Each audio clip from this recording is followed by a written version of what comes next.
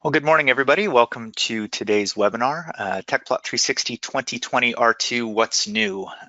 Today we'll be going over Tecplot 360. Some of these features that we'll be touching today are also available in Tecplot Focus, Tecplot 360's sister product, so to speak, designed for engineering applications.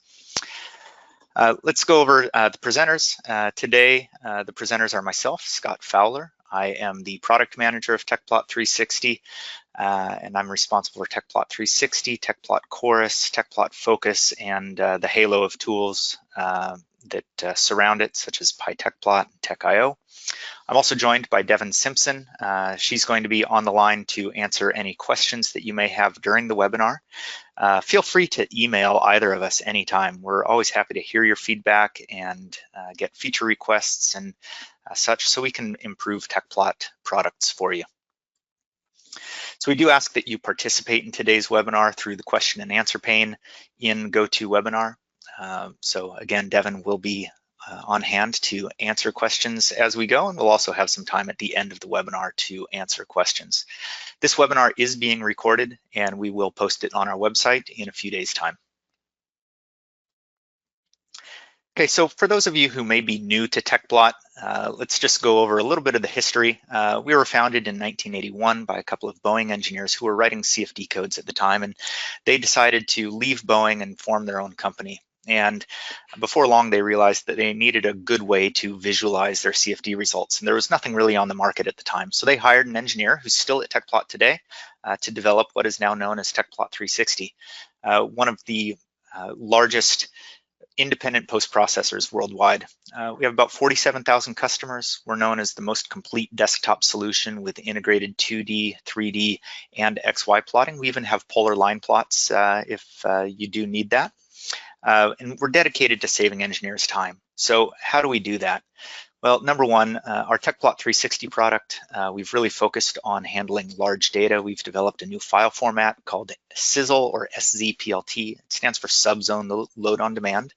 That helps load less data off the disk being one of the biggest bottlenecks in CFD post-processing. So we've also added parallelism to various areas of the code to help speed up your post-processing, and you'll see some of that today. Tecplot Chorus, this is our tool for looking at ensembles of data, aerodynamic databases, or DOEs, optimization studies, and we've reintroduced that with this version of Tecplot 360. Again, Tecplot Chorus is a product that comes with Tecplot 360 when you're under paid maintenance, so it's a companion tool to Tecplot 360 to help you with those ensembles and DOEs. And then automation. We have a scripting language that's been in Tecplot for quite a long time, probably at least 20 years now, but in the last 3 or 4 years, we've added our Python API, which has really opened the doors to additional automation and advanced analysis. And you'll see a little example of how the Python layer can be used to do advanced analysis processes.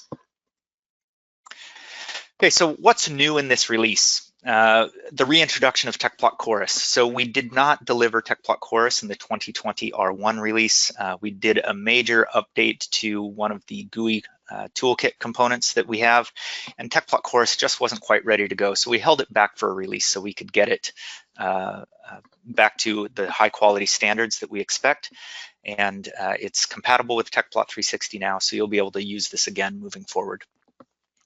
We've also added the ability to save variables by name in your layouts, style sheets, and macros, as opposed to saving the variables by number. And this is important if your variable numbers or variable positions change from simulation to simulation. And I'll show an example of why this is important and how to ensure that you have this feature enabled. We sped up CFD variable calculations. So in Tecplot 360, under the Analyze menu, if you go to Calculate Variables, all of the functions under there are now fully multi-threaded. So you'll see significant speedups in some cases and less significant in others, and we'll go into details there. We've added the ability to split zones into connected regions, and we'll explain that further as we get into the webinar and why this is important and how you might be able to leverage it. And then a a brand new loader for us. Exodus 2 is a new data loader for us, and then we've updated our CGNS loader to be compliant with CGNS 4, and updated our CONVERGE loader to be compliant with the new file format that's going to be coming out from Convergent Science.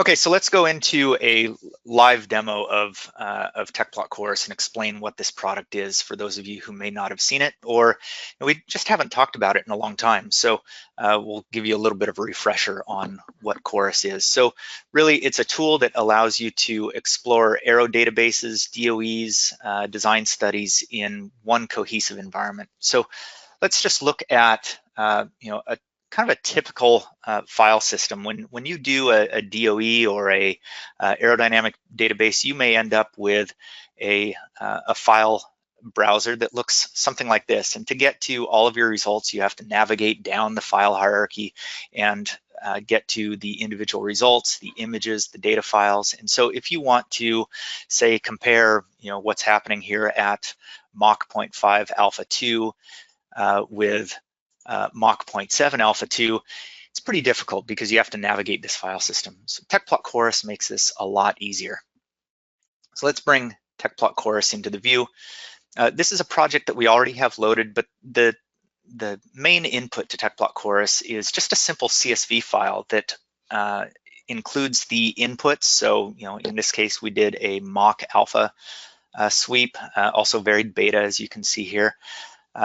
So a CSV file would look much like this table view looks, with your inputs and your outputs. And then the CSV file would have additional columns which point to the data files that you want to associate with each one of these rows. So you may have images associated, you may have data files associated that you can then look at.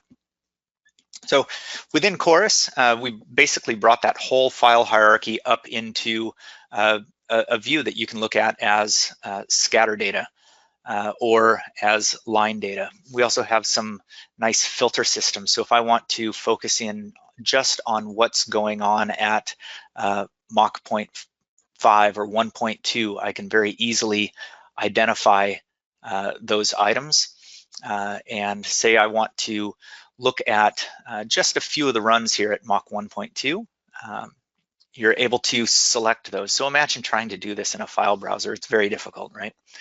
So you can see that these items have been selected in all of our views, in the table view as well. We scroll down here.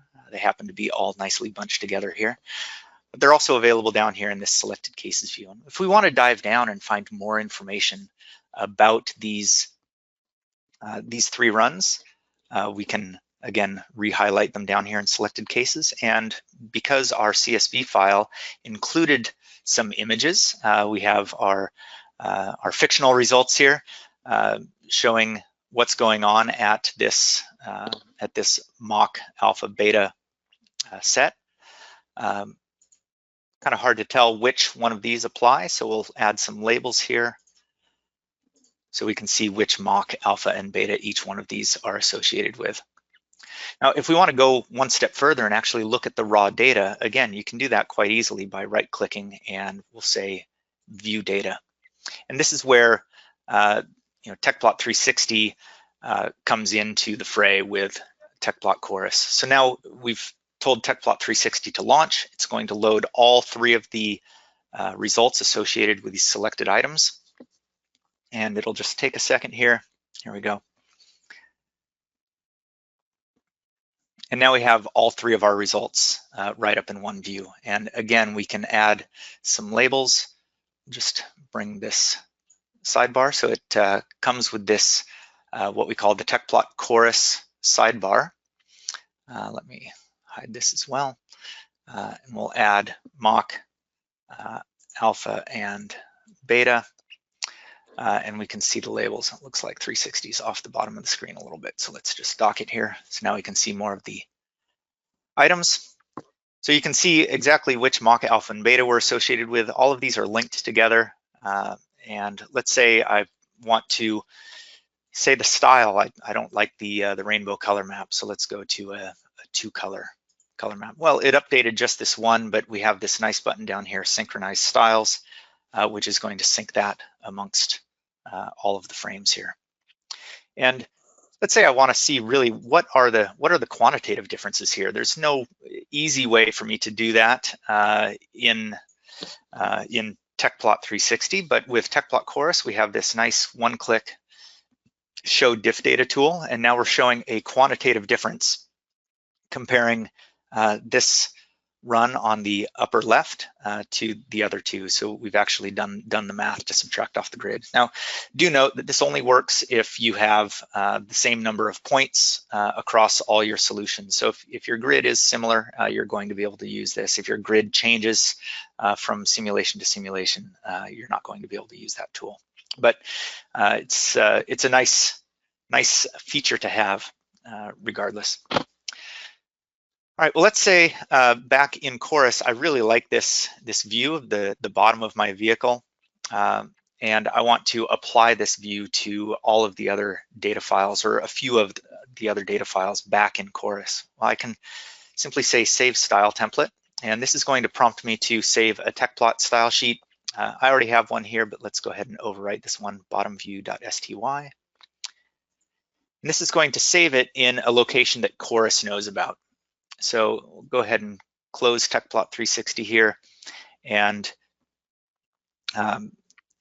let's go back to the view images. You can see here I only have one set of images available. Well, I want to create that bottom view for these selected runs.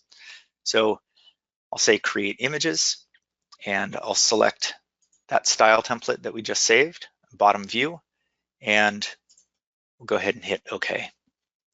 And you can see down at the bottom left, I now have what's called an extract job in process. So this is actually going out to launching Tecplot 360 in the background. It's loading the data, it's applying that style sheet, and you see it's done already. So we'll just deposit these results. So it says that we did a create images job, and the image that's coming in is going to be tagged with the name contour data bottom view. So we'll just go through next, finish. And now if I select these items again and say view images, you can see that I have the two images available. I can also view those side by side. So again, very little manual labor here to create a new set of images and bring them into a nice cohesive user interface to explore my results. All right, so that's Chorus in a nutshell. We have a lot of other tutorial videos and information on our website, so I do encourage you to take a look at the Tecplot website. If Chorus looks like it's a tool that could be useful for you, if you're somebody who has a lot of files on disk and needs a better way to organize them and view them, that could be a good tool for you. All right, referencing variables by name. Again, this is one where we have a number of users who have said, hey, I've got my variables, and when I open one simulation, my variable is variable number 19, but when I open up my other simulation, that same variable is in a different slot, variable number 25. And saving variables by number has been problematic in that case. So we've added a new capability that can be enabled in the Tecplot configuration file. It's turned off by default at the moment, so you will have to turn this on. So when you install Tecplot 360, we have the Tecplot configuration file, Tecplot.cfg, and if you go down to line 40 in there, when you get this new installation, you'll see compatibility, use names for variable assignments equals yes. It's commented out, so if you just remove that hash mark, save the file, and then launch Tecplot 360, you'll have this capability. So let me demonstrate this and why it's important. So again, I'll bring in a layout already loaded. So this is a simulation of a diesel cylinder from Convergent Science. And I have two pages here, one with this data set where the Knox variable, my contouring variable, is in position number 12. And if I go to my other data set, Knox is way down here at position number 25. So if I want to apply this style sheet to my other data set, I'll save the frame style. And let's just save this as nox.sty. And we'll load the frame style over here. And you can see I didn't get nox as my contouring variable. I got equivalence ratio. Well, equivalence ratio is in variable number 12 as it was over here. So while it's technically the correct result, it's not really what I was expecting. So instead of updating my configuration file, I've put it right here on my quick macro panel. So I'll just select use names for variable assignments. You can either double click or hit play. And now this changes that setting. So let's go back to this guy and we'll save my frame style again. We'll hit save, we'll overwrite, and then we'll come back here and load that frame style. And now we get the plot that we expect because that style sheet is actually storing nox as NOx instead of the number 12. So if you are in the situation where your variables change positions, this is going to be a good feature for you. One thing to note is that if you do have duplicate variable names, we've seen some people that have multiple sets of vector variables, UVW, and then another set of UVW. We are going to select the first matching variable in the list, so the lowest numbered matching variable. So you might not want this turned on if you have duplicate variable names.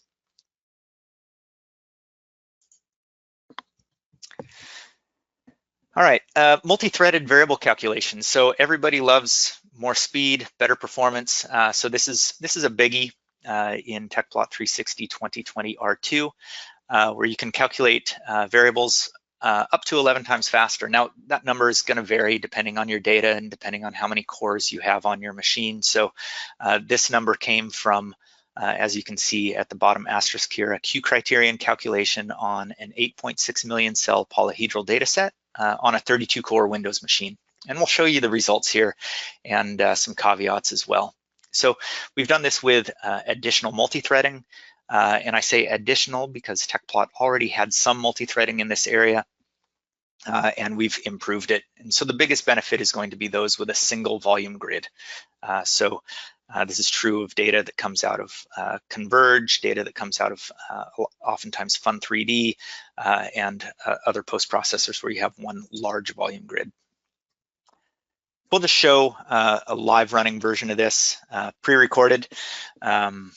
So this was done on an 8-core Windows VM, so the speed up is a little bit different than the 11x, but you can see that during the, what we do here is we load the data, we compute Q criterion and render the isosurface. You can see in this top plot, 2020 R2 taking only 36 seconds to do that full workflow. You can see that all of my CPU cores are pretty well flooded during the compute phase, computing the Q criterion, and then they'll flood again right at the end when we're generating that isosurface. And you can see that we're done. And nobody wants to sit around and wait for another 256 seconds. So we've sped this up 20x. You can see that during this compute phase, we're really only using one, maybe two CPUs there, and then right at the end, it floods again when we generate that isosurface. So we've drastically sped up calculations like Q criterion. Let me just back up here for a second. This does not affect only Q criterion. All of the functions in this area, in this menu, are now fully multi-threaded.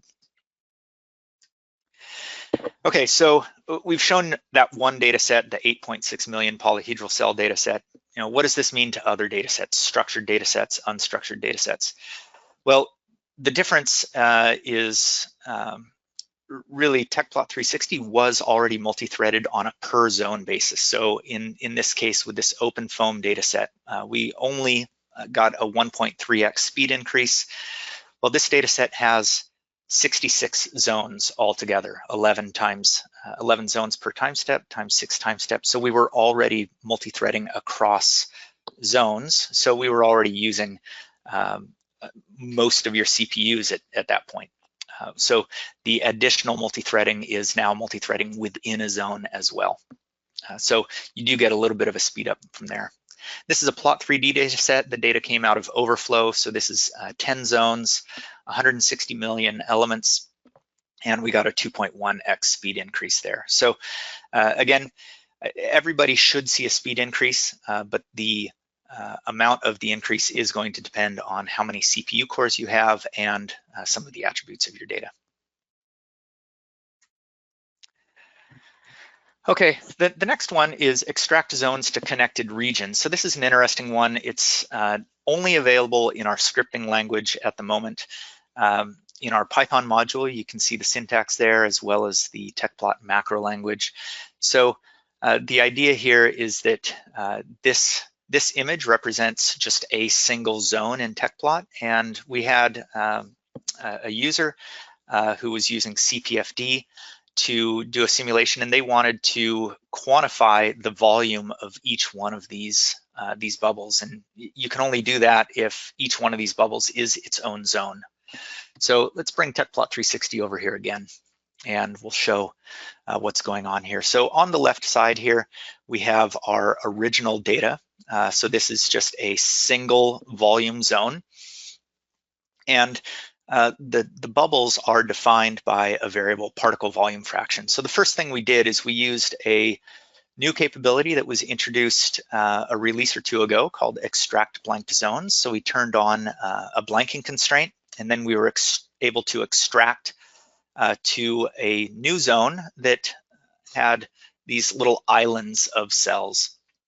But still, that didn't give us enough flexibility to quantify the volume in each one of these islands. So then we were able to run that macro command to split a single zone into its constituent parts, so to speak. And then we were able to use the integrations under the Analyze menu to do the volume computation. And so you can see as we step through here, the coloring on this right-hand side is based on the volume or the size of that bubble.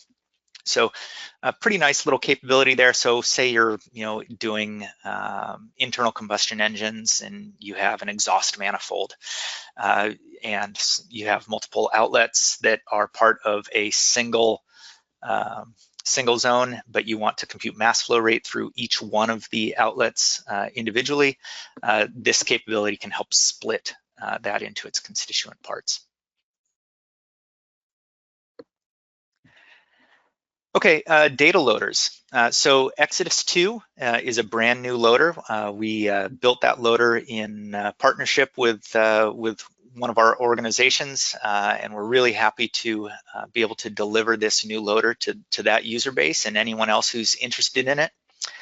We've also updated CGNS to the new CGNS 4 library. A couple of things that we discovered on this, if you are a CGNS user, it's best if you use, if you're doing HDF5 backed CGNS files, you should be using HDF5 1.12. There is an issue in the CGNS library, and we've registered a ticket with the CGNS community that the loader is not compatible with HDF5 backed files that are backed by HDF5 1.10. So please make sure you're using HDF5 1.12 if you're using CGNS 4 and writing those files. We also noticed that on Linux, the CGNS 4 library lost a bit of performance when using ADF backed CGNS files, about a 20% performance loss on the Linux systems. So those issues are within the CGNS 4 library, so not a whole lot we could do about it, but we've brought up these issues with the CGNS 4 community. So do prefer using HDF5 backed CGNS files if you're able to make that decision.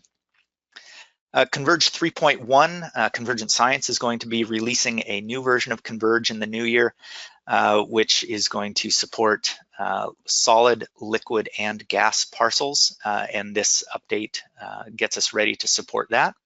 And then there are numerous fixes to the OpenFOAM loader. OpenFOAM is a pretty rapidly evolving format, and there are a lot of variations there, so we're constantly updating these. I know that there are a few of you users out there who are still waiting for fixes, and we have those in the queue and should have them in our next release and should have a beta ahead of that. So those of you that have reported issues with OpenFOAM, we'll be in touch with you to get you to test a new build as soon as possible.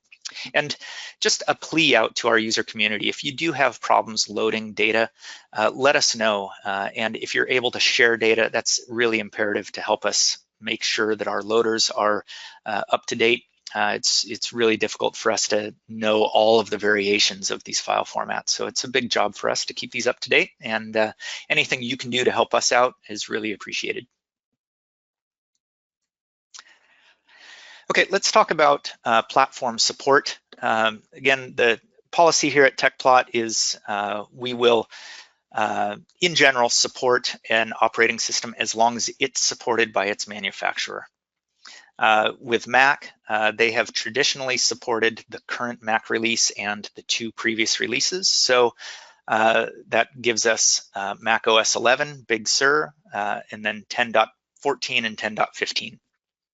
So, excuse me, with this release, we have dropped support for Mac OS 10.13, and that was essentially forced on us.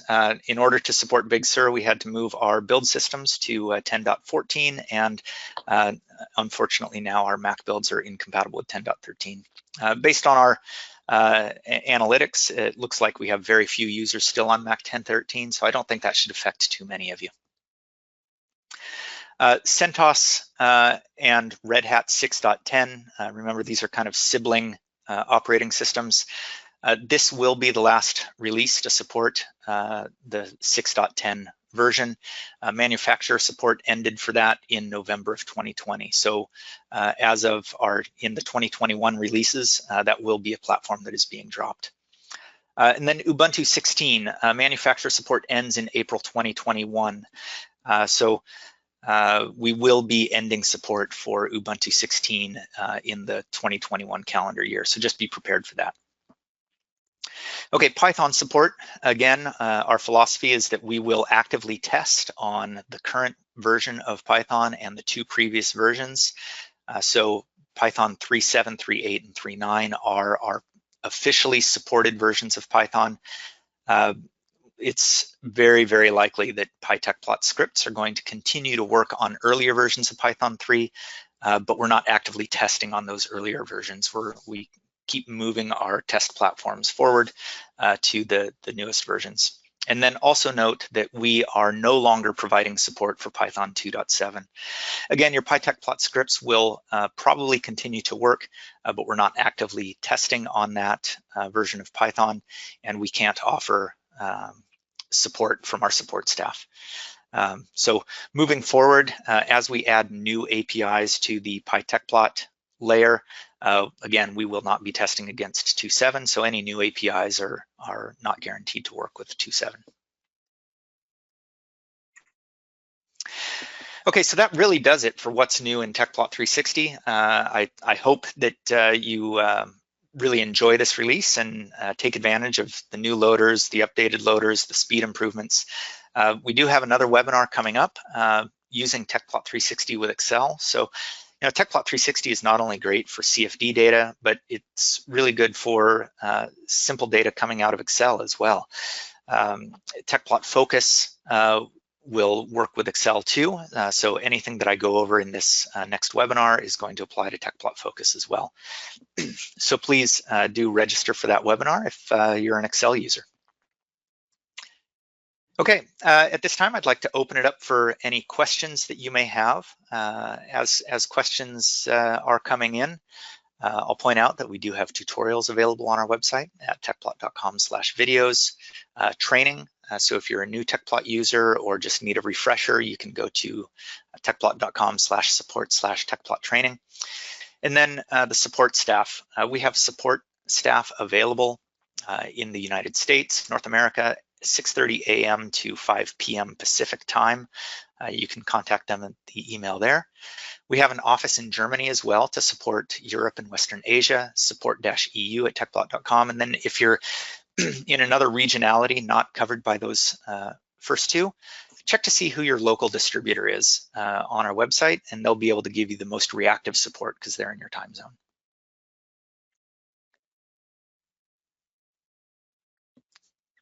Okay, we did have one question about extracting data from a structured data set. So let me bring up Tecplot 360. The question was, how do I extract data, all of the I points at a specific J and K location, or how do I extract all the J points at a specific I and K location? Well, that would be done if you have a structured data set.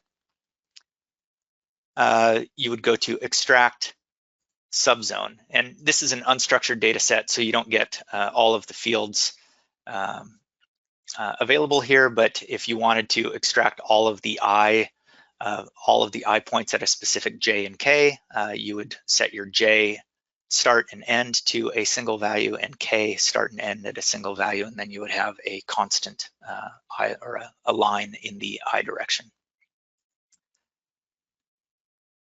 Okay, question is 2020 R2 already launched? So yes, 2020 R2 was released on December 9th, and it can be downloaded at the Tecplot website. If you go to my.Tecplot.com, you will need a user account at that site, and then you can download it from there. If you don't have a user account, our support staff will make one for you, and it takes usually takes about 24 hours for them to approve your credentials.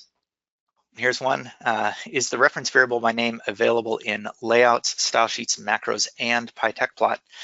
Good question. So PyTecplot, Devin, can you remind me here, are we saving variables by name in PyTecplot? I think the answer is no at this point. No. So for PyTecplot, that's a kind of coming feature. Because there are still some things that are recorded natively versus not native. We kept, or by name, and in the Python translation, we kept everything to use by number. Yeah, so a little, and the PyTecplot, when you record a PyTecplot script, the output can be pretty verbose. So we also figured that most people would want to be editing PyTecplot scripts to optimize them a bit as well. But as Devin said, we should be moving forward with getting variable names in PyTecplot at some point in the future. Okay, well, it looks like no additional questions are coming in. So again, let's just put up the support links here. So if you do have any questions, please contact support@Tecplot.com. Appreciate your time and have a good holiday.